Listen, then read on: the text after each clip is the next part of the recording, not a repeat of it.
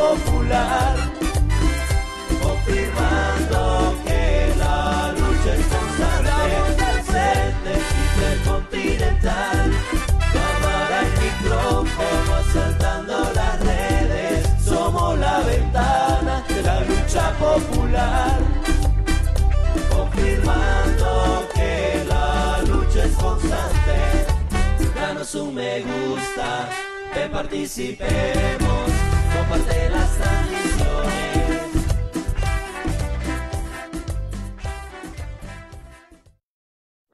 Buenos días, buenas tardes y muy buenas noches tengan todos ustedes que nos están sintonizando en la página del Frente Intercontinental, Ventana de la Lucha Popular Salvadoreña. Les agradecemos que compartan este enlace con todos sus contactos y también a las páginas a las cuales ustedes tienen acceso para que la información que hoy les traemos llegue a todos rincones del mundo, allá donde hay un salvadoreño y una salvadoreña interesada en lo que pasa en su terruño. Muchas gracias por estar con nosotros en este día, martes 25 de julio del 2023. Mi nombre es Carlos Rodríguez y me encuentro acá en Oslo, Noruega, y aquí precisamente son las 10 de la noche. Y me acompañan de parte del Frente Intercontinental el compañero Marvin. Adelante, Marvin. Muchas gracias, gracias a la persona, a nuestro invitado, ya lo va a presentar el compañero Carlos, es un honor tenerlo. Muchas gracias a las personas que ya están conectando, les pedimos que aprovechen el bagaje de conocimientos de nuestro invitado para hacer las preguntas relacionadas con el tema que vamos a tratar. Soy Marvin de Cantagallo, Chalate, un salvadoreño más actualmente residiendo en Toronto, Ontario. Gracias, Marvin. Ya dijo Marvin, bueno, nosotros tenemos un invitado especial al licenciado Rafael Paz Narváez, porque nosotros estamos interesados precisamente en lo que está pasando en lo que es la Universidad de El Salvador y también de los acontecimientos, digamos, políticos, sociales, pues en el país, ¿no? Y quién más que una autorización de parte de la universidad nos pueda. Pero antes de comenzar de lleno en la conversación, le pedimos que Rafael se presente ante los oyentes que ahorita nos han sintonizado. Muy bien, un saludo a todas las personas que semana a semana están siguiendo la información, el esfuerzo informativo del Frente Intercontinental, la Ventana de la Lucha Popular Salvadoreña. Nos parece un esfuerzo de enorme necesidad en estos momentos en los cuales se financia con millones y millones de dólares del presupuesto del Estado una ola de desinformación tanto al interior del país como al exterior del país. Y pues felicito a las personas que tienen contacto y se conectan periódica y frecuentemente con este tipo de espacios que están contribuyendo a la superación de la desinformación, que es, digamos, lo más frecuente que actualmente tienen acceso las personas de El Salvador. Las personas de El Salvador, tanto al interior del país como al exterior, están profundamente desinformadas y este tipo de esfuerzos son muy, pero muy necesarios. Gracias, licenciado. Bueno, ya vieron ustedes, nosotros siempre procuramos traer gente que está, digamos, en el país, que está, digamos, en la jugada, que está haciendo, vea, en el trabajo de base, que tiene el contacto directo con la población y que también están viviendo constantemente. Ahora nosotros estamos interesados en cómo está la situación de la Universidad de El Salvador, vea, porque nosotros sabemos también que le han reducido presupuesto. No sé cómo está, digamos, llevándose a cabo todo el año de conducción y también cómo está el estudiantado, el profesorado, los trabajadores en general. ¿Cómo es la situación? Muy bien, estoy tratando de compartir pantalla. Ahí está. ¿Es factible? Sí. Sí. Entonces, aquí compartiendo pantallas, vamos a abordar este día la UES y las perspectivas de nación desde este año 2023. Mencionar acá que en términos de presupuesto, la UES había venido, después de los acuerdos de paz, recibiendo paulatinamente un incremento de presupuesto no acorde a las necesidades de financiar educación superior, investigación científica para la nación, desde la nación. Nunca tuvimos un presupuesto comparable, por ejemplo, al de las universidades de Costa Rica, que son las que están mejor posicionadas en los estudios de calidad de educación superior a nivel internacional. En Centroamérica, las universidades de Costa Rica están mucho mejor posicionadas que las demás universidades de Centroamérica. La Universidad de El Salvador, lamentablemente, ha venido contando con alrededor del 1% o menos del presupuesto del país, lo cual en términos proporcionales es extremadamente poco.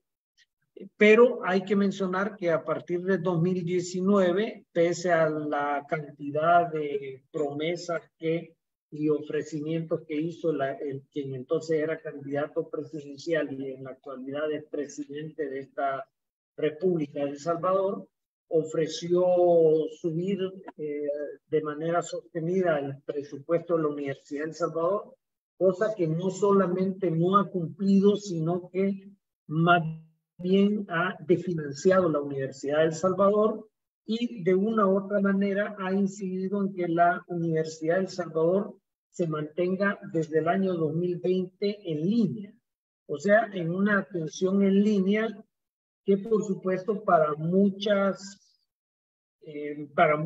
carreras es una atención que no es suficiente para formar profesionales con calidad. Pero hay que mencionar que la universidad está profundamente financiada, que aun cuando en los presupuestos que se aprueban legalmente en la Asamblea Legislativa se mantiene el presupuesto anterior, en algunos casos aún se rebaja en algunos porcentajes, la realidad es que no se están transfiriendo los fondos que el presupuesto dice. En la actualidad, por ejemplo, se adeudan 40 millones de dólares, según tengo entendido. No son fuentes perfectamente confiables porque también hay falta de transparencia en el manejo de los fondos del Estado, y inclusive eso afecta a la Universidad de El Salvador.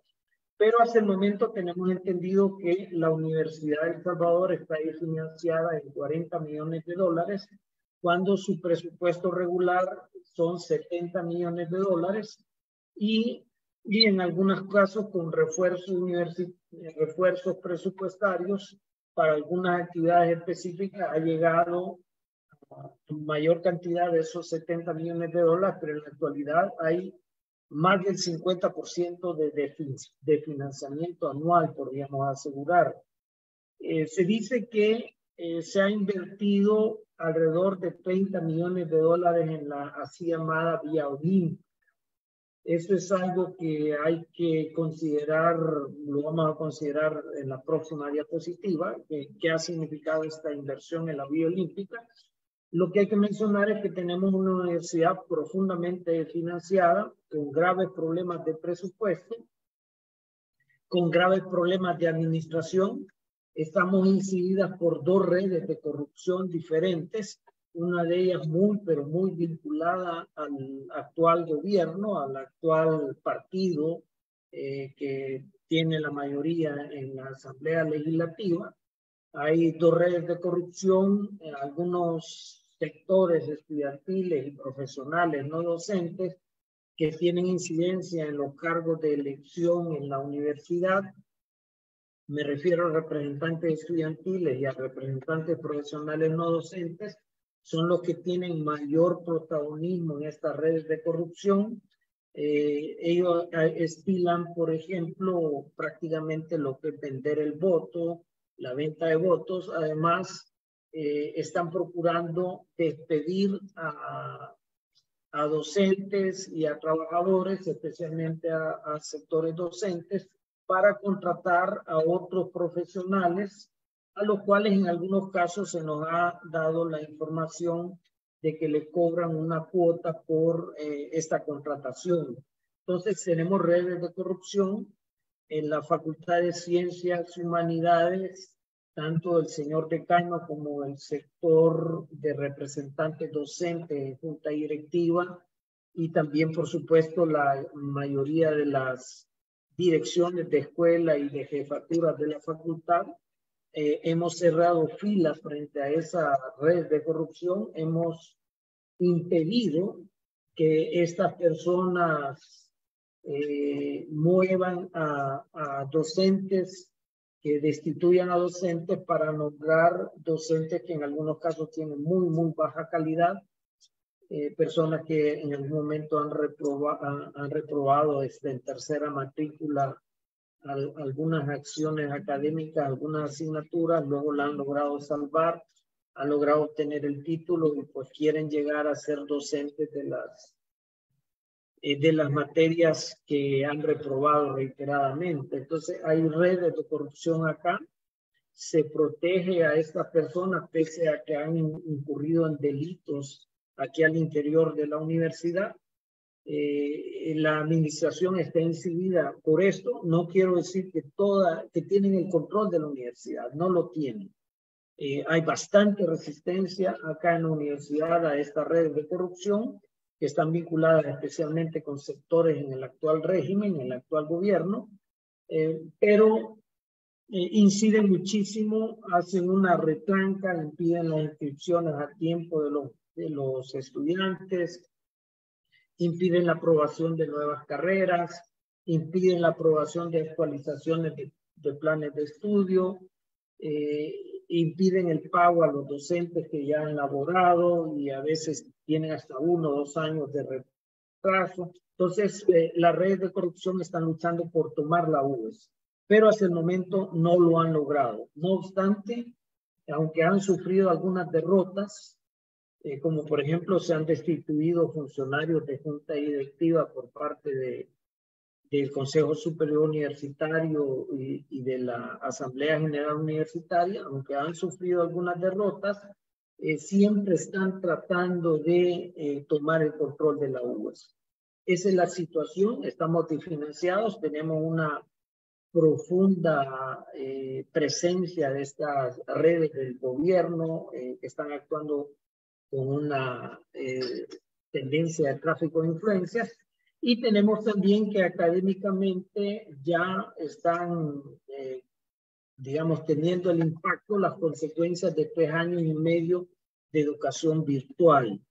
Eso tiene un impacto negativo en muchas personas docentes que se han ido acostumbrando al trabajo en línea, muchos sectores estudiantiles que se han ido acostumbrando al trabajo en línea, pero hay que mencionar que ni todos los docentes ni todos los estudiantes están de acuerdo con el trabajo en línea. Hay muchos docentes y muchos estudiantes que prefieren el trabajo presencial y estamos buscando la manera de retornar a las clases presenciales o bien hacer una combinación presencial-virtual, que probablemente sea lo más recomendable por la cantidad de espacio físico que tenemos en la UNES.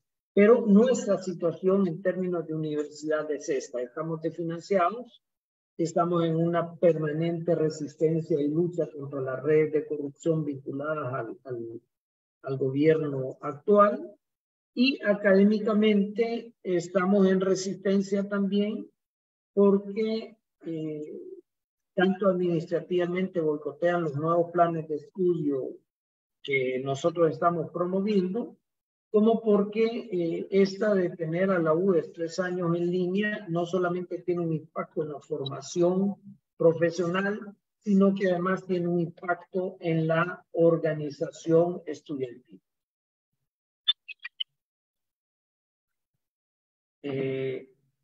Muy buenas, ¿qué tal? Les saludo, maestro Wilman. Estoy ahorita en una conferencia internacional.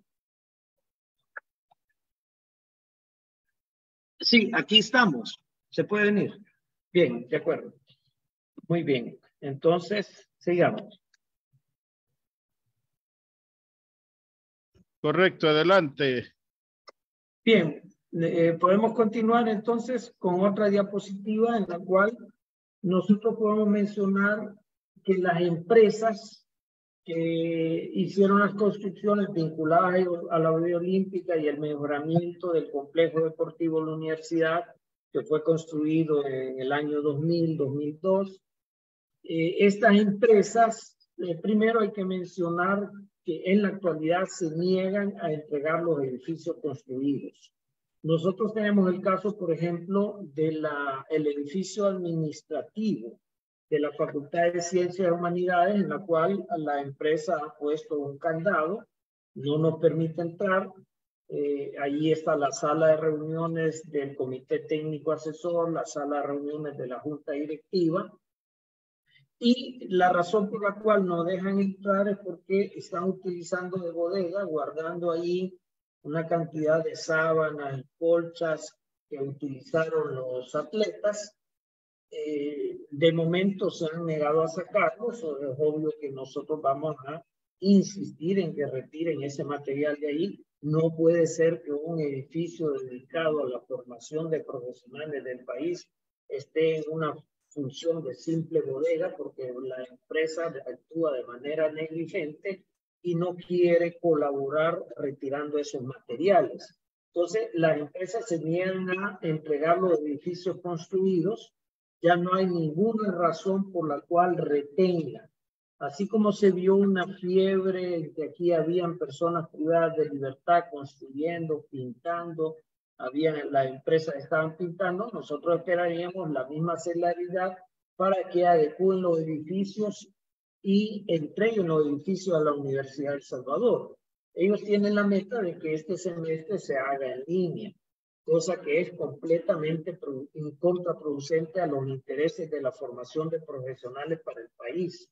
Hay que mencionar también que el tipo de edificios construidos no están orientados a actividades académicas.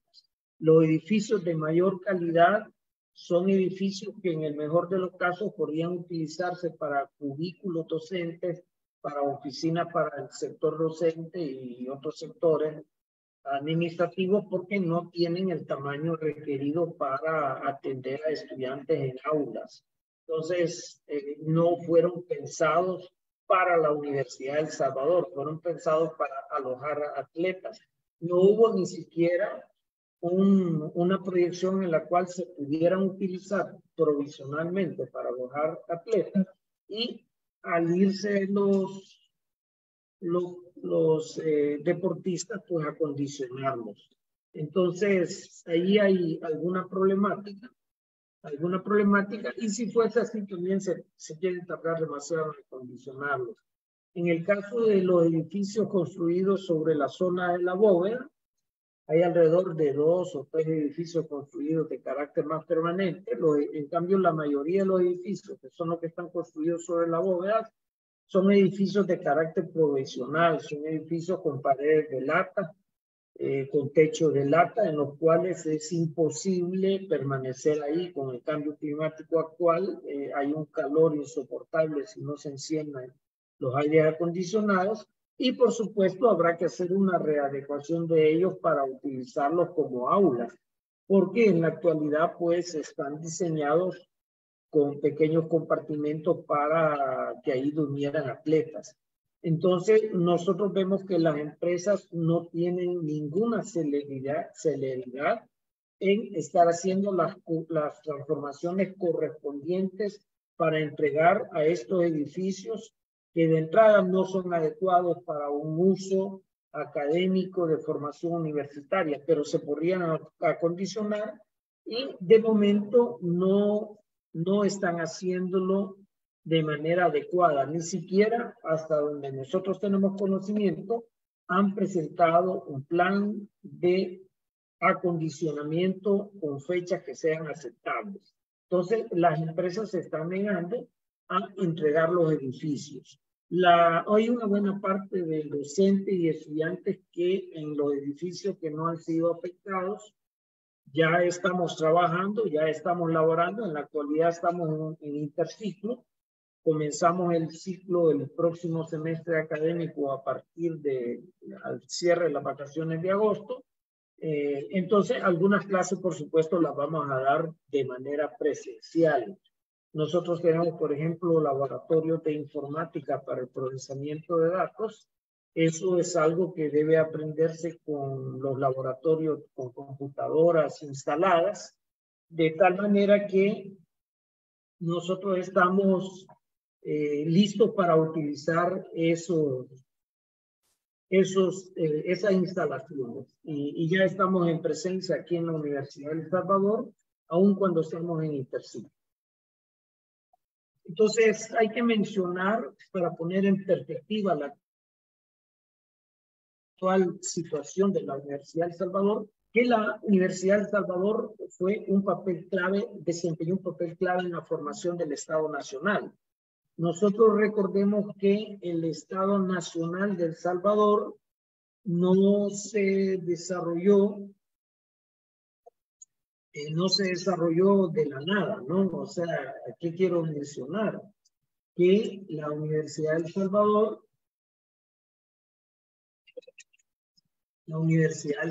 voy a compartir otro material.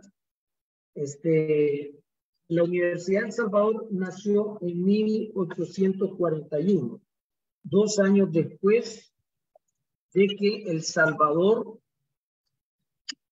adquiriera su carácter de país independiente. Entonces, en ese momento, la Universidad de El Salvador,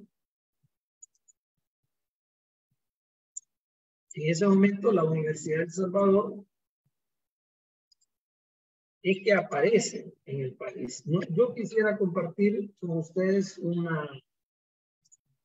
mapa, ¿verdad? Este es un mapa de 1803, como pueden ver aquí. O sea, estamos hablando de poco más o menos 2 décadas antes de la independencia. Y la característica de este mapa, como uno puede ver, 2 décadas antes de la independencia, es que aquí tenemos Chiapas, aquí tenemos Verapaz, Honduras, Nicaragua, Guatemala, pero llama la atención que no existe un territorio identificado como El Salvador. Y nosotros podemos cotejar esto con otros mapas históricos. Y vamos a tener que El Salvador como tal no existía aún en 1821. El Salvador, propiamente hablando, es una república que surge entre 1821, que ocurre la independencia de Centroamérica, y 1839, que ya se acepta lo que es el fracaso de la República Federal. Frente al fracaso de la República Federal es que el Estado salvadoreño surge como tal. Entre 1821 y 1869 es un Estado en formación.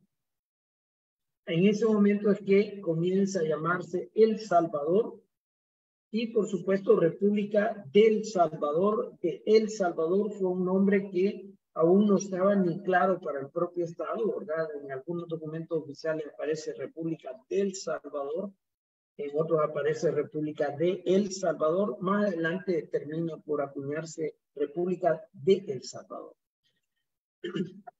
La Universidad de El Salvador juega un papel clave en la consolidación del Estado Nacional de la República de El Salvador. La República de El Salvador se declara en existencia desde 1839 y la Universidad de El Salvador se conforma en 1841. Es la tercera universidad de Centroamérica. Las otras universidades se conformaron en el periodo colonial. Eran reales y pontificias. La Universidad de El Salvador es la primera universidad republicana de Centroamérica, ¿no? Entonces, esto significa la Universidad de El Salvador juega un papel central en la consolidación del Estado Nacional. De hecho, es la que lo hace viable, es la que permite la formación de profesionales, abogados, economistas, médicos, que hacen viable el Estado Nacional. Luego viene la contribución a la confirmación de una cultura nacional. Es decir, es un Estado que prácticamente surge entre 1821 y 1839 ya con la reforma liberal de 1878-98, por supuesto se va creando un carácter, una confirmación de una cultura nacional, por supuesto bajo la égide de las élites terratenientes, cafetaleras, dejan de ser añileras, pasan a ser cafetaleras. En todo esto, la Universidad de El Salvador está contribuyendo a formar como profesionales a las personas, las nuevas generaciones de estas élites, de la conformación nacional a la definición de un carácter nacional. La Universidad de El Salvador, desde 1839, que es formada, hasta 1920, es una universidad al servicio de la conformación de ese Estado nacional republicano, pero una república oligárquica. Es hasta 1920, 1925, 1930, que la Universidad de El Salvador, con rectores como por ejemplo este rector famoso de San Vicente, ¿verdad? Ahorita no recuerdo, ya vamos a recordar el nombre, ¿verdad? Este rector, que es uno de los primeros que empieza a estudiar las teorías que hacen que las clases populares también tengan la posibilidad de tener acceso al gobierno del país. Es decir, que el gobierno no solo es un asunto de las clases élites, de las clases adineradas, sino que también las clases populares pueden participar en el gobierno del país. Entonces, en este caso, la Universidad de El Salvador juega un papel clave en que en la nación salvadoreña, el rector se llama Sarbelio Navarrete, es el Instituto Nacional de San Vicente, lleva el nombre de Sarbelio Navarrete, en reconocimiento al carácter de este rector de la Universidad de El Salvador, que es de los primeros que va abriendo la posibilidad de que los sectores populares tengan un reconocimiento en la nación salvadoreña y que los sectores populares también puedan participar en el gobierno del país. No es casualidad que en esa misma época o poco después aparezcan estudiantes como Farabundo Martí, o aparezcan las tendencias de un partido que pretende representar los intereses de las clases trabajadoras en la política del país. Entonces, a partir de 1920, 1925, la Universidad de El Salvador cambia su carácter y deja de ser una universidad para las élites para ser una universidad que también incluye la gestión de los intereses económicos y políticos de las clases trabajadoras. Entonces, eso es algo que por supuesto va a marcar toda la historia del siglo XX. Vamos a tener rectores como Fabio Castillo, que también va a profundizar y va a representar con enorme dignidad esta tendencia en la cual la Universidad de El Salvador no es solo una universidad para formar a las élites dirigentes del país, a las élites terratenientes, a las élites empresariales, a las élites financieras, sino también es una universidad en la cual abre sus puertas a los sectores populares y se genera un espíritu en el cual los sectores populares también tienen el derecho de ser reconocidos como ciudadanas, tienen el derecho tanto a elegir como a ser electos. Y ese es el espíritu que ha caracterizado a la Universidad de El Salvador después de 1930 hasta la fecha. Por eso, en la actualidad, nosotros vivimos una redefinición de la nación salvadoreña en el contexto de la última revolución científico-tecnológica e industrial a nivel mundial.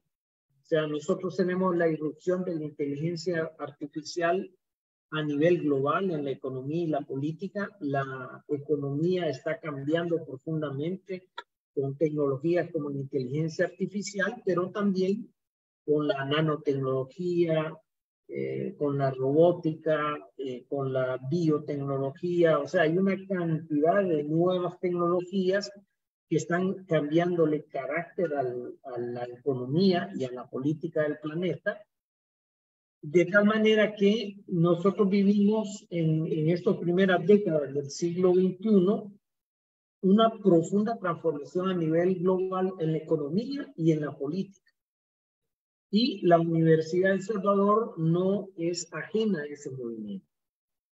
El otro gran problema que nosotros tenemos, aparte de esta última revolución científico-tecnológica e industrial, es la degradación ambiental por el cambio climático.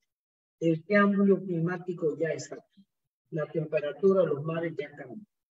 El régimen de lluvia, la potencialidad de la lluvia ya cambió. Aquí son afortunadas algunas zonas del país donde al menos ha caído algunas lluvias. Hay otras zonas del país donde las lluvias han sido escasas y casi inexistentes, lo cual hace muy poco viable la agricultura. Entonces, nosotros tenemos que la Universidad de El Salvador está en este momento histórico con la capacidad de hacer un análisis del país y la capacidad de hacer una propuesta de país. La capacidad de buscar soluciones a los problemas del país. Nosotros como Universidad de El Salvador tenemos la capacidad de hacer el diagnóstico de la polución del río Lempa y tenemos la capacidad también de hacer propuestas de solución a la contaminación del río Lempa. Son propuestas que el país debe retomar. Entonces, boicotear a la Universidad de El Salvador es boicotear un potencial de nación que no conviene a las élites que actualmente gobiernan.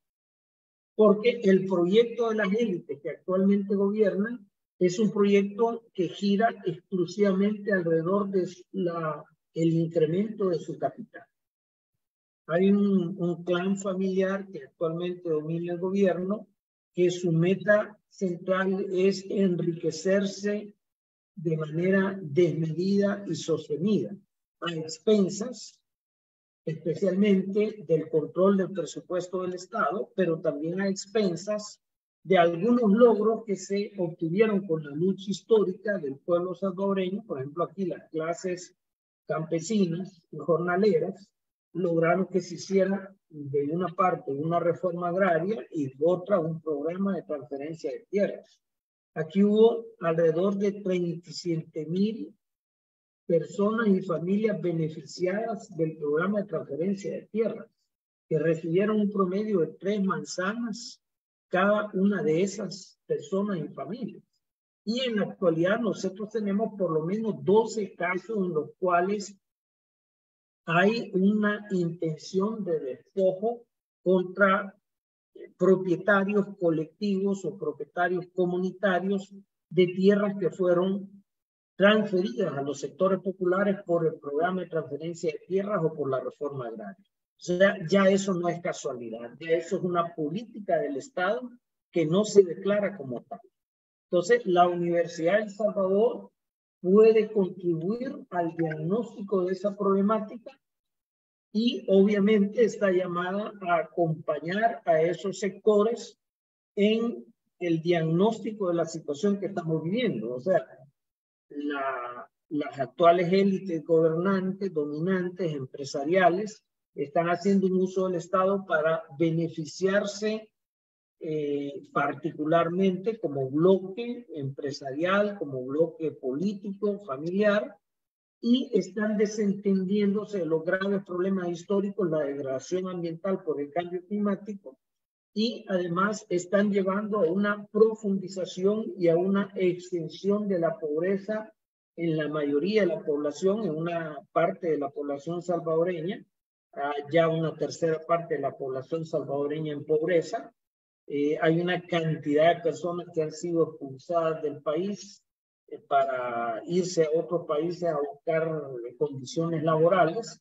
Eso contribuye, digamos, a un sostenimiento de la economía nacional. Entonces, consideramos que ya prácticamente es una política de Estado también, el expulsarlos para que envíen remesas. Entonces, esta es la situación que actualmente nosotros estamos viviendo. Hay de por medio un manejo político de todo esto, ¿verdad? En el cual, por supuesto, hay una enorme desinformación, pero voy a interrumpir aquí para tener la oportunidad de ampliar preguntas que puedan hacer.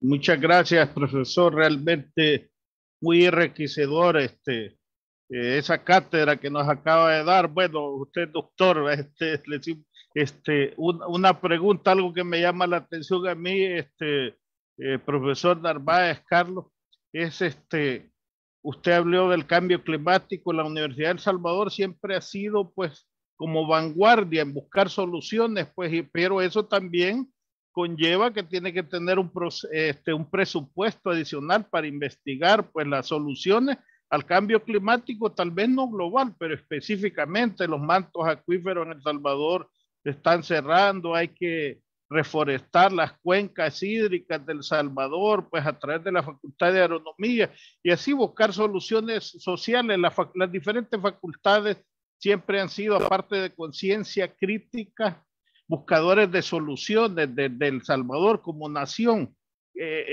¿Están siendo tomados en cuenta ustedes ahorita? ¿Cómo ve? Y la otra pregunta es la autonomía universitaria. ¿Cómo la ve usted de su perspectiva en este momento? No sé si Carlos quiere agregar algo. Por favor, adelante, antes que el profesor conteste. No, es mejor que contestes esas preguntas porque yo le tengo otras que están relacionadas, digamos, con los edificios de construcción. Muy bien. Bueno, en términos de la capacidad y el potencial de la Universidad de El Salvador para contribuir a los problemas de la nación, desde una perspectiva popular o nacional popular. Es decir, en otras palabras, nosotros no consideramos que el despojo de tierras, la concentración de tierras en manos de terratenientes vaya a contribuir a frenar, a generar contrapesos al cambio climático.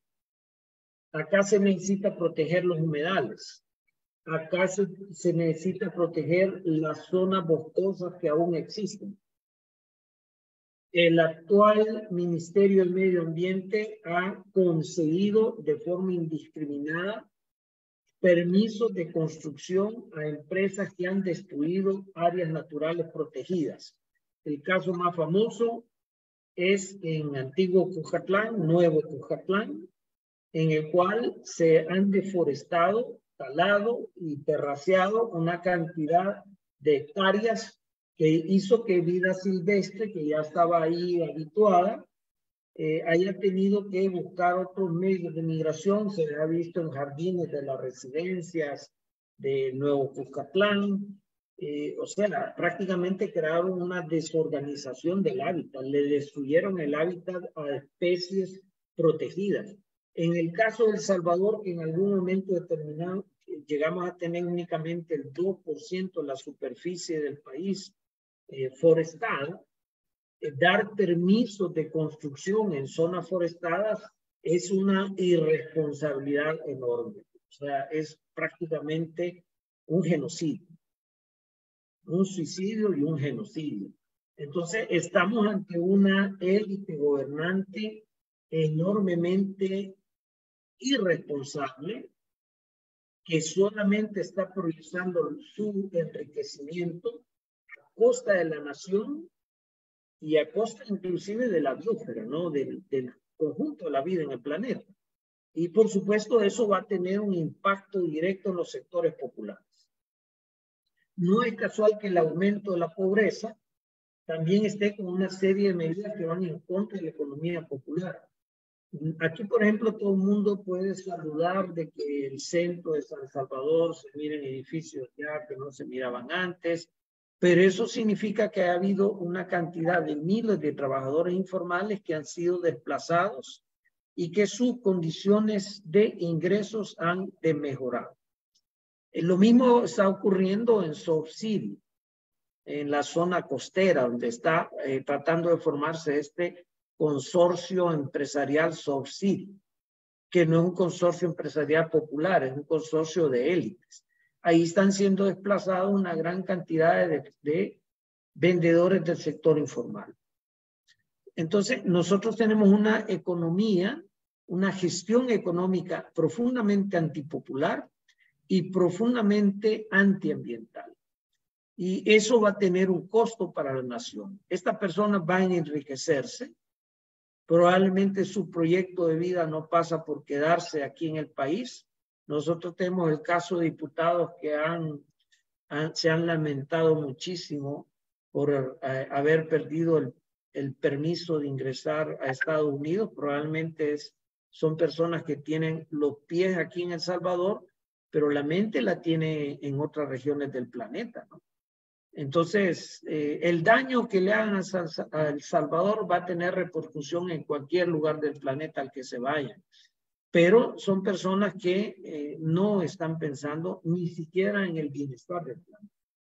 Esa es un poco la situación que tenemos. Entonces, como Universidad de El Salvador, con la actual situación de desfinanciamiento, muy difícilmente podemos hacer investigaciones de calidad que contribuyan con enorme peso a la solución de los problemas del país. Nosotros estamos, digamos, luchando con el desfinanciamiento. Claro, en la red interfacultades, por ejemplo, hemos encontrado formas de realizar investigación movilizando especialmente el voluntariado, porque no podemos contar con financiamiento de la universidad, financiamiento oficial. Pero nosotros estamos por una parte financiados y por la otra estamos con una mano tratando de contener y luchar contra las redes de tráfico de influencia que se quieren apoderar de la UES. Entonces, por una parte financiada las actividades de investigación, las actividades académicas, y por otra parte teniendo que enfrentar y resistir esta ola de corrupción que invade el país, incluyendo la Universidad de El Salvador. Entonces, no son las mejores condiciones para realizar un trabajo académico, pero nuestro compromiso es realizar. A mí lo que me llamó la atención bastante, que al principio usted estuvo explicando, y es que las empresas se niegan a entregar los edificios, que son edificios de la universidad, lo que han construido, ¿no? Entonces, me gustaría que especificara cuáles son las justificaciones que ponen eso y si hay posibilidades de que realmente en el futuro las entreguen o no. Bueno, mi perspectiva es que tienen que entregarlas. Tienen que entregarlas. Nosotros ya estamos acá en la Universidad de El Salvador. ¿Y cuáles son las justificaciones que ponen ellos actualmente? Es que hay un convenio COSAN, UES, INES, en el cual ellos van a entregar los edificios reacondicionados. Esto tiene lógica. Me parece que hay que sacar las camas, hay que sacar los colchones, hay que quitar las separaciones provisionales que se han hecho y darle un carácter de aulas. Eso tiene que ser, pero es que no lo están haciendo. Ya llevamos más de 21 días de que han terminado los juegos y no están haciendo nada. Lo único que han hecho es ponerle cadena al edificio administrativo en el cual ya se estaba reuniendo el comité técnico y ellos, con el pretexto de que hay que salvaguardar las sábanas que han guardado ahí, pues vienen y cierran. Entonces, me parece un abuso y un atentado contra la cultura nacional. Pero me parece que es algo deliberado y forma parte de las estrategias de corrupción del actual régimen. Entonces, en algún momento esto tiene que ser tratado a nivel de Consejo Superior Universitario, a nivel de Asamblea General Universitaria. De nuestra parte estamos haciendo en este momento el llamado de atención. Me parece que el 30 de julio, en la celebración anual que se realiza, al menos un sector de la comunidad universitaria va a reclamar que las empresas entreguen a la UES en condiciones de reanudar el trabajo este semestre, no el año que viene, este semestre. Correcto, profesor. O sea, ¿cuál es el espíritu o cuál es el propósito de tener tanto tiempo en línea? Y ahora, porque ya con ganas de limpiar y reacondicionar, se tira mucha gente y en 3 días se hace, pero pongámonos exagerados, en una semana pues se reacomoda todo, pues o sea, ya con ganas de hacerlo. Si aquí han hecho en El Salvador, digo, han hecho un penal en tiempo récord, pues cómo no van a limpiar, o sea, o imagínate, es hasta cierto punto insultante pensar que un recinto académico, el principal recinto académico, no se pueda desocupar porque ahí están las cobijas, como decimos en salvadoreño, pues ahí se necesita, viendo tantas bodegas, ahí están las cobijas, están sirviendo como bodegas para las cobijas, cuando el Estado tiene 10, 15 bodegas en todo el país desocupadas, pues de que perfectamente puede acondicionar ese material, pues para ver o hacer una donación, pues lavarlas rápidamente y donarlas al sistema hospitalario, pues ¿verdad? No le veo el propósito de seguir ocupando las instalaciones, aparte de que no sé si ustedes si habrá un estudio, pero me imagino en un país donde la internet como El Salvador, donde la internet nunca ha sido muy estable y hay grandes zonas que no tienen internet, ¿cómo hacen sus estudiantes, por ejemplo, los que viven en zonas que no tienen buen acceso a internet para recibir, si usted les está dando una clase, por ejemplo? No sé, es una duda que me surge. Hubo alrededor de un 15 a un 30% de deserción, dependiendo de diversas carreras, ya con pasar a esta modalidad en línea. Según investigaciones que se han hecho desde las facultades, desde las redes interfacultades, se detectó que con la pandemia hubo alrededor de, en algunos casos, un 30% de deserción. Y ese 30% de deserción se debe, en primer lugar, nosotros propusimos como Facultad de Ciencias y Humanidades un plan de gestión de crisis. Dimos una pauta de gestión de crisis cuando la pandemia llegó a El Salvador. Valdría la pena en otro momento exponer ese plan, porque fue un plan en el cual participaron personas conocedoras de salud, de gestión pública de la salud, personas conocedoras de gestión pública de la educación, personas conocedoras de la gestión pública de la comunicación, personas que tenían ya una idea de la gestión pública de los derechos humanos, y esa propuesta fue olímpicamente ignorada. En esa propuesta se advertía que el Estado salvadoreño debía financiar una red nacional de acceso y conectividad a la educación en línea, no solamente para la educación universitaria, sino para todos los niveles. Porque declarar que la educación nacional pasa toda línea y no proveer de servicios de acceso público, por decir así, gratuito, al conjunto de la población era condenar a una cantidad de la población a que no tuvieran acceso simple y sencillamente por razones económicas. Entonces, una cantidad de estudiantes quedó fuera de la educación superior, tanto la educación superior pública como la educación superior privada, porque no tenían dinero para comprar el servicio de Internet. A eso añadimos otros 2 factores. No tener los dispositivos idóneos para estar conectados. No tener el tipo de teléfono celular que te puede garantizar estar varias horas conectado en línea. Tener 1 o 2 teléfonos celulares para familias que en ocasiones habían 5 niños y jóvenes con la necesidad de conectarse para recibir atención educativa. No tener ni siquiera una computadora, porque no es lo mismo recibir clases en un celular que en una computadora. En una computadora yo puedo instalar programas y yo puedo enseñar procedimientos de trabajo profesional, científico, con algún tipo de programa que se instale. Eso no se puede hacer en un teléfono celular ni en una tablet. Entonces, ese fue otro factor que hizo que una cantidad de estudiantes quedaran fuera de la educación superior. Y el otro factor es que habían personas que en algunos recónditos lugares, y a veces ni tan recónditos, simplemente no tienen buena señal o no tienen señal. Y por lo tanto no podían, menos en las condiciones de la pandemia, no podían conectarse a las clases. Entonces eso redundó en que en algunos lugares, en algunas carreras, tuviéramos alrededor de un 10% de deserción y en otras carreras hasta un 30% de deserción.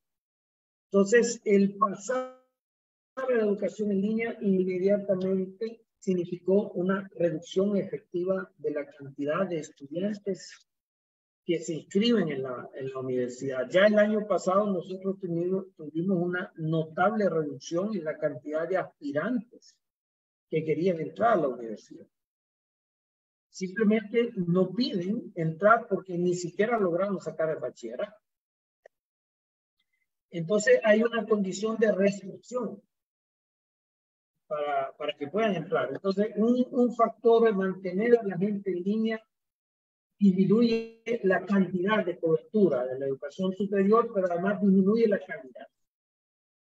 Porque por mucho que uno tenga, digamos, técnicas interactivas de trabajo en línea, hay muchos jóvenes que se conectan, dejan ahí el teléfono conectado y se distraen con cualquier otra cosa o tienen que atender otras cuestiones. Hay muchos jóvenes que empezaron a trabajar, se conectan en línea, quizás lo graban, quizás no, y están ahí en supuesta presencia, pero en realidad no están. Entonces, la calidad de la educación superior ha decaído en línea. Lo mejor, ya hay algunas investigaciones científicas que te están diciendo, algunas investigaciones universitarias que te están diciendo, la educación semipresencial es superior a la educación en línea.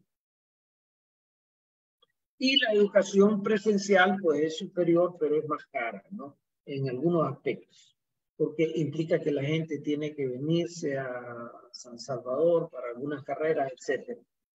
Entonces, nosotros tenemos una situación en la cual mantener a la universidad estos 3 años y medio en línea nos ha tenido un impacto en la cobertura, nos ha tenido un impacto en la calidad, pero sobre todo nos ha tenido un impacto en la participación de los sectores estudiantiles en la vida universitaria. La universidad no solamente forma profesionales, forma ciudadanía, forma pueblo. Aquí los estudiantes se organizan y participan en elecciones, toman decisiones, tienen una conciencia del país, se organizan para atender distintos problemas del país. Y no hablo solo de grupos políticos de carácter popular o de carácter revolucionario, hablo también de grupos que su motivo era, por ejemplo, incidir en la problemática ambiental, incidir en la problemática de género, incidir en la problemática de la vivienda del país. La cantidad de organización estudiantil que nosotros hemos visto prácticamente desarticulada a partir de estos 3 años y medio que hemos estado en línea es enorme. Por ejemplo, las celebraciones del 30 de junio, la conmemoración del 30 de julio, que vamos a tener este año, se han estado reuniendo los sectores estudiantiles, quieren hacer distintas actividades, pero es notorio cómo hay una dispersión. Digamos, un grupo va a hacer una actividad en el Parque Uxcotlán, otro grupo va a hacer una actividad en la mañana en el Paso a Desnivel, otro grupo va a hacer una actividad en el Museo de la Imagen y la Palabra, hay otro grupo que, bueno, va a organizar la marcha, y pues tenemos el sector oficial de estudiantes que se declaran que son el sector oficial, que son los que han gestionado el escaso y mínimo presupuesto de la universidad para financiar algunas actividades, que no están incluyendo en su programa las reivindicaciones populares ni las reivindicaciones estudiantiles de carácter más auténtico. Entonces, son grupos estudiantiles que en muchos casos se han mantenido ahí a partir de un fraude. Entonces, tenemos una situación de desarticulación de la organización estudiantil que en gran medida ha sido condicionada por mantener a nuestra universidad 3 años y medio en atención en línea, básicamente, especialmente aquí en la sede central. Con respecto a ese grupo oficial y en general a todo, porque son los impuestos los que mueven. Este presidente, yo recuerdo que ofreció 4 sedes, no sé, corríjame si estoy errado, profesor, 4 sedes universitarias, una en Chalate, no sé si la otra en Oriente, pero ofreció 4 sedes. De esas sedes, pues, verdad, digamos, para los sectores estudiantiles que apoyan la gestión, ¿qué dicen? O sea, porque yo no, que yo sepa o que nosotros sepamos como salvadoreños que recibimos el exterior como intercontinental, creo que no se ha entregado ni siquiera una sede y eso por supuesto tendría un impacto hasta económico a favor, pues porque no es lo mismo si hacen una sede en Chalate, que la gente se mueva allá en el departamento, ¿verdad? Hasta haría un bien pues a la universidad, pues no se ha hecho nada de eso, profesor. No, como he mencionado, el presidente hizo alrededor de 15 a 19 promesas a la Universidad de El Salvador, de las cuales no ha cumplido ninguna. Ninguna. Y dentro de esas promesas estaba la construcción de 4 nuevas sedes departamentales, ¿no? Me entiendo yo que una en Aguachapán o Sonsonate, la otra en Chalatenango, otra en Morazán, no me acuerdo dónde proyectaba la otra, pero no ha habido ninguna.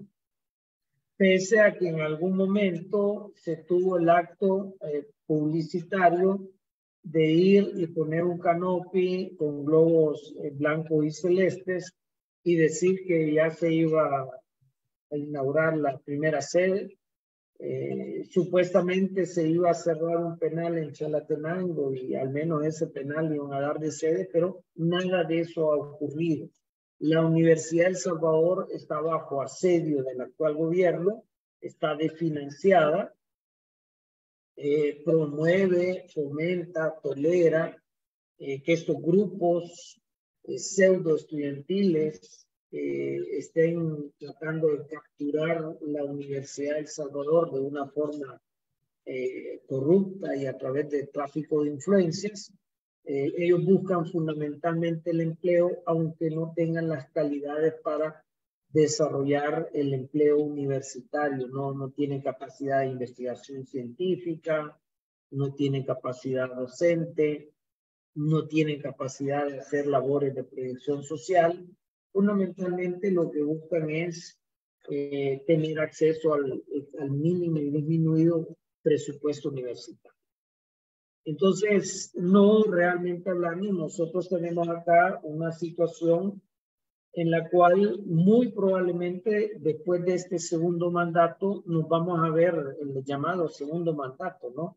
Que proyecta el actual presidente. Después de eso, me parece que profundizaría las medidas en contra de la Universidad de El Salvador.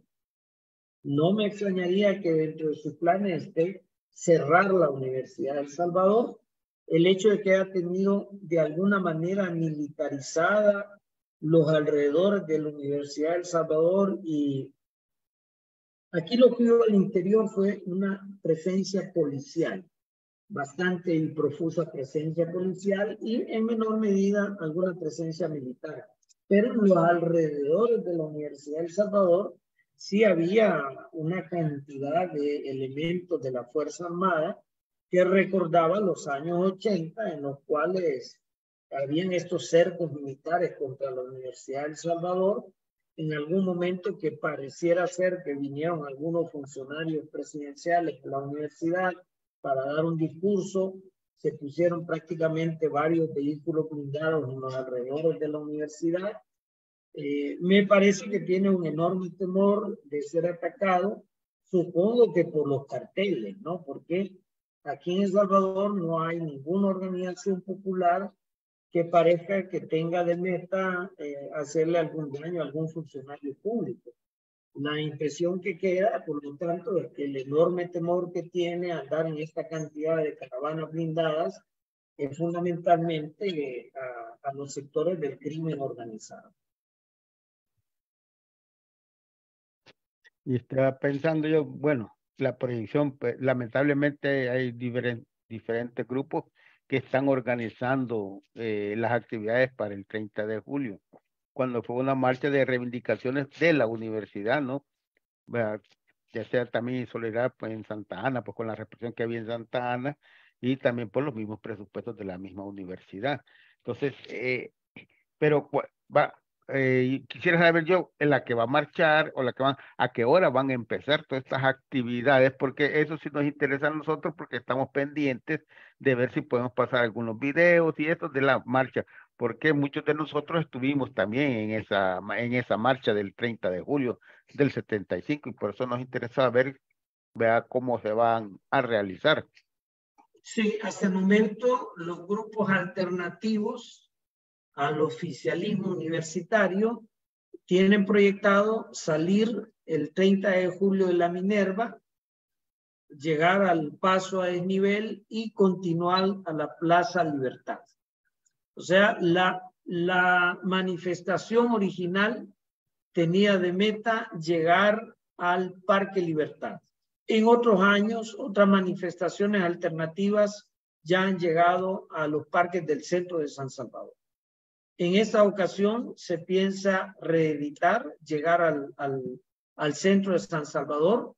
Algunas organizaciones de carácter magisterial, de carácter campesino, otras organizaciones del movimiento popular, también han estado en diálogo con las organizaciones docentes y estudiantiles, con el colectivo Herbert Anaya Sanabria, que hay algunos compañeros y compañeras de la universidad que pertenecen al colectivo, con el movimiento universitario Pensamiento Crítico, con la Fuerza Estudiantil Salvadoreña, con el colectivo de Humanidades. Hay distintas agrupaciones estudiantiles y universitarias que tienen la proyección de salir alrededor de la 1:30, 2 de la tarde de la Minerva, de la zona donde está la Minerva, marchar al paso a desnivel y concluir la marcha en la Plaza Libertad, como originalmente estaba proyectado el 30 de julio de 1975. Pero hay otras organizaciones universitarias que están en coordinación con este esfuerzo, que harán algunas actividades previas. La Asociación de Estudiantes de Sociología va a realizar una actividad en el Museo de la Imagen y la Palabra, de la Palabra y la Imagen, si no recuerdo mal, el 27 de julio. También el colectivo de estudiantes Descontento Social va a realizar una tribuna pública a partir de las 9 de la mañana en el paso a desnivel el propio día 30 de julio. Y otra organización que no está tan en coordinación con este esfuerzo, pero que también ya anunció y es cercana también a estos esfuerzos, va a realizar el 28 de julio, si no tengo mala fecha, creo que efectivamente el 28 de julio, que es el CODES, el Comité de Defensa de los Derechos Estudiantiles, va a organizar una conmemoración en el Parque Cuscatlán. Entonces hay distintas actividades que están proyectadas alrededor del 30 de julio. Entendería yo que la actividad central es la marcha que sale de la Minerva y que tiene el propósito de llegar al Parque Cuscatlán. Entiendo yo que están preparando los últimos detalles de un afiche. Alrededor de eso lo compartiré en cuanto el afiche esté terminado.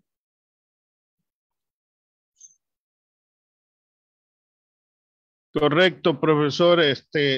Entonces, bueno, como egresados de la UE, estudiantes, ¿verdad? También queremos hacer un llamado a marchar, pues, ¿verdad? Conmemorar esa masacre, pues, condenar también toda esa injusticia que se está cometiendo, ya que la UE siempre ha sido conciencia crítica de la sociedad salvadoreña, pues a través del teatro bufo, etcétera, y todas las manifestaciones, a condenar todo ese abuso, pues con el pretexto de la seguridad que se está haciendo dentro de los penales, porque pues sí, yo sé que ustedes lo saben, pero por si algún salvadoreño, hay hasta niños que salen con escabias y que sarna, pues en salvadoreño, pues lo voy a decir así con toda la crudeza de los penales, o salen y muchos, gente que están saliendo pues prácticamente con insuficiencias renales, pues y teniendo tanto profesional en psicología, en psiquiatría, en la universidad este gobierno no está haciendo uso de todos esos profesionales pues para dar la atención necesaria. Parece, desde usted mismo lo decía, que para la época del COVID que se inició, la UE organizó todo un plan y no se tomó en cuenta, porque eso parecían, disculpe profesor, lo que hizo el gobierno, campos de concentración. Hay gente que no llegó con COVID, se infectó en esos lugares porque los del aeropuerto se lo llevaron a una bodega de esas, una galera, con alguien que sí estaba contagiado en ese momento, y contagió al otro, y gente que llegó sana, fallecieron lamentablemente. O sea, una cosa sin ninguna organización, pues, ¿verdad? Que han hecho, y ahora en los penales, aparte de que no hay una organización, parece una cosa sádica, pues como que el propósito fuera que se mueran varios o que salgan con enfermedades terminales. Ojalá de que este 30 de julio, de parte de todos los compañeros nuestros, digo compañeros que nosotros salimos hace muchos años, ¿verdad? De usted, que es un luchador social también, no lo dudamos que lo va a hacer, pero que tomemos conciencia, pues todos, que hay que hacer ver, hacer notar, reclamar todas esas injusticias que se están cometiendo. No sé, Carlitos, porque Yo mencionar quizás algo antes de cerrar, ¿verdad? Porque yo creo que ya va el cierre. Pero hay que mencionar que recientemente el gobierno salvadoreño, el Ministerio de Salud, cometió otro atropello contra miembros de la comunidad universitaria cuando ha suspendido 47 residentes de medicina del Hospital Rosales, porque se han declarado en solidaridad con las dos personas que están en formación de medicina a raíz de unas publicaciones que hicieron en redes, ¿no? Cosa que no venía al caso. No fue un linchamiento mediático muy propio de lo que hace el actual gobierno. Entonces, eso está movilizando al sector médico del país. Muchos sectores del área de medicina, de profesionales de la medicina, se están declarando en solidaridad con estos estudiantes de la Universidad de El Salvador. También hay un caso de un reciente graduado de universidad en San Miguel que es acusado de una mala praxis, pero ya fue juzgado, ya fue linchado en redes, ya está en prisión sin ningún tipo de investigación de carácter objetivo o previo, ¿verdad? Ya es una persona que ha sido linchada mediáticamente. Entonces, es la forma irresponsable que el actual régimen maneja los diferentes casos como casos propagandísticos para crear cortinas de humo respecto a su fracaso. También es lamentable, y hay que mencionarlo, el genocidio, las acciones genocidas que se están realizando en las cárceles de El Salvador. O sea, las cárceles de El Salvador han sido escenario de actos comparables, ni más ni menos, que a lo que hicieron el régimen nazi en Alemania. O sea, desde recibir una cantidad de personas inocentes apresadas por cuota en el régimen de acepción, que han sido recibidos a garrotazos por custodios, algunos de ellos han sido asesinados a garrotazos, hasta todo ese trato inhumano que ustedes dicen, de privarlos de agua, privarlos de alimento, no permitir que les lleguen la medicina, no hacer ningún tipo de habeas corpus, acusarlos de manera falsa y sin fundamento y mantenerlos retenidos. O sea, este gobierno está cometiendo un genocidio contra un sector de su propio pueblo, puede que sea el 4% del pueblo el que está sufriendo este trato, pero al final es genocidio. Muchas gracias, licenciado. Bueno, como usted dijo, vamos a ir terminando también nuestro programa, así es que me voy a pedir, si dijo que iba a ser lo último, pero por lo menos una palabra más a los oyentes que tenemos ahorita de despedida, licenciado. Bien, me parece que este 30 de julio la Universidad de El Salvador tiene un desafío. Los sectores consecuentes con los sectores populares, los sectores de la comunidad universitaria consecuentes con los sectores populares harán su mejor esfuerzo para mantener viva el espíritu que significó y que llevó a una protesta social el 30 de julio, lamentablemente reprimida. Pero lo que nosotros conmemoramos es ese heroico gesto de los estudiantes universitarios y, por supuesto, repudiamos las acciones represivas del régimen tiránico 1970-1975, como repudiamos actualmente el actual régimen antipopular y, realmente hablando, digno de ser llamado genocidio. Muchas gracias, licenciado Rafael Paz Narváez. Marvin. Bueno, yo agradecerle infinitamente al profesor, invitarlo pues a tenerlo lo más pronto posible, ya que es necesario estos aportes, pues, ¿verdad? Para que nosotros como sociedad salvadoreña, como que viven allá y que vivimos fuera, nos vayamos enterando de la realidad para que no nos vendan esa propaganda mentirosa, pues, y ojalá que nuestros compañeros estudiantes, aunque ya no estamos nosotros, abran los ojos, pues, los que están con el oficialismo y se den cuenta de que al final no les cumplió nada, pues, ¿verdad? Soy Marvin de Cantagallo, Chalate, un salvadoreño más actualmente residiendo en Toronto, Ontario. Muchas gracias. Muchas gracias, Marvin. Queremos agradecerles a todos los comentarios que han habido ahí, a todos los likes que nos han dado y todos los que han compartido. Continúen compartiendo esta programación, ¿no? Que estará siempre al servicio de ustedes. Les agradecemos también que hayan estado con nosotros y les deseamos que tengan un buen día, buenas tardes, buenas noches, pendientes del aniversario del 30 de julio. Muchas gracias. Somos el Frente Intercontinental, cámara y micrófono saltando las redes. Somos la ventana de la lucha popular, confirmando que la lucha es constante. Frente Intercontinental, cámara y micrófono saltando las redes. Somos la ventana de la lucha popular, confirmando que la lucha es constante. Danos un me gusta, participemos.